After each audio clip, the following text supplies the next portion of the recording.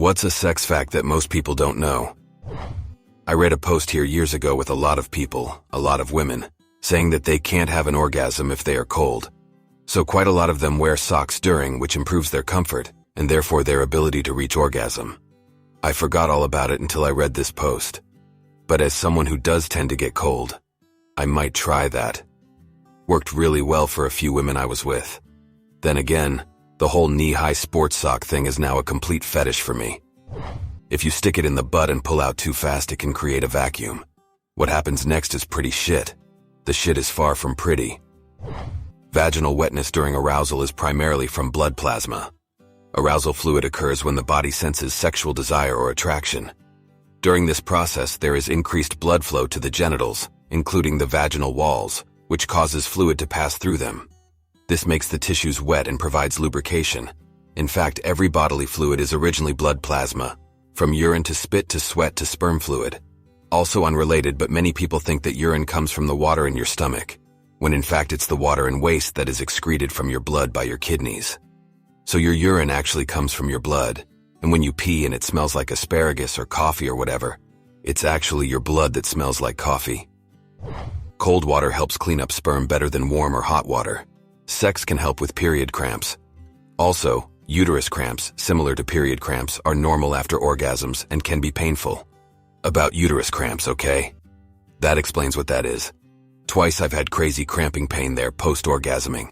Never had heard of that happening, so I was alarmed, lol. Just because there is something you thought is your fetish doesn't mean you'll actually like doing them in practice. Some things just better stay as fantasies. Reminds me of that one tifu where that guy thought he was into shit play or something, just to immediately regret it, lol. But the second the shit hit my face. Sex toys are sold as novelty items, that way they don't have to be tested to make sure they are safe for use. There are some things they don't want to test on animals. I remember seeing one of these massagers. It was Japanese. It was basically a dildo shaped like a dildo, and yeah, a dildo. The packaging showed a woman reaching across to massage her shoulder, and she was winking on the packaging. Haha, always remembered that. Apparently one of the more common items found in archaeology sites is dildos. And although most archaeologists know exactly what they are, they're usually cataloged as for use in fertility rites. There is a reason a guy can get over arousal in 10-15 minutes, but a woman needs 30-40 minutes to get back to normal. A whole operation gets started if you get a lady aroused, not just the nipples hardening, guys get that too, but the entire birth canal stretches inward as the uterus pulls itself upward into the body to accommodate long objects, tampon, penis, finger, baby.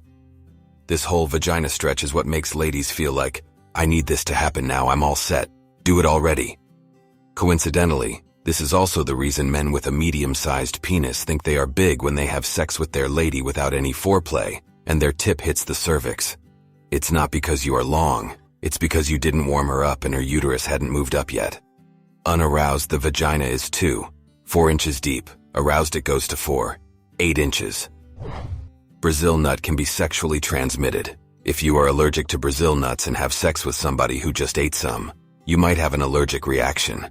To date, Brazil nuts are the only food allergen known to be sexually transmitted like any other STD. I guess that's why it's called a nut allergy. Ejaculation in males typically happens at a speed of around 28 miles, 45 kilometers per hour. To add another ejaculation note, if you're in space without being subject to the gravity of the Earth or any other large body, if you come in space, you will move the other direction a bit as it leaves your body. The record for the most sexual partners in a 24-hour period is 919 men. This was a competition between 2 women, wasn't it? I recall seeing a video with this premise, and by the end their vagins were a deep purple. The losing woman was sobbing so much, having lost and taking so many dicks for no reason. Edit source, Google. Brazilian fucks, 600 men for nothing. Virginia made a law July 1st where you have to prove your age to view pornography. So some sites like Pornhub chose not to verify people's ages and are now no longer accessible in Virginia. This has resulted in Virginia now leading the nation in Google searches for VPNs. Tight pelvic floor muscles can cause burning, stinging feelings during attempts at penetration.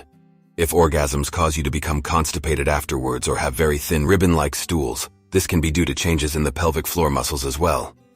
If bowel stuff is a concern for you, experiment with getting a squatty potty, and try to breathe like you're blowing up a balloon while you're pooping. Breathing slowly through pursed lips, while trying not to strain or force your poop out. The pelvic floor likes to be relaxed. P.S. Both men and women have pelvic floor muscles. P.S. Again. If you think you have tight pelvic floor muscles, you should probably be assessed by a professional before doing routines involving Kegels. You don't want to make tight, weak muscles even tighter. If they're tight or strained or spasming, you want to relax them first.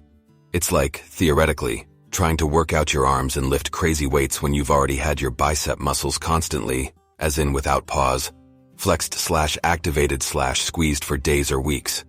Those muscles would be strained and weakened from continuous activation, and you'd be more likely to hurt yourself by adding further angry muscle exertion. Instead, you want to help those muscles stay relaxed and healthy before you try to work them out and make them stronger again. A lot of young people incorrectly assume they are infertile because they've gotten away with having unprotected sex a few times without getting someone pregnant. It's a stupid assumption, but it's incredibly common. Studies show that up to 20% of people under 30 believe they are infertile despite never seeing a doctor to confirm it. Edit. Thanks for the award, human. Did not expect to generate so much conversation with this. I hope the stories here prevent some life-changing mistakes from being made.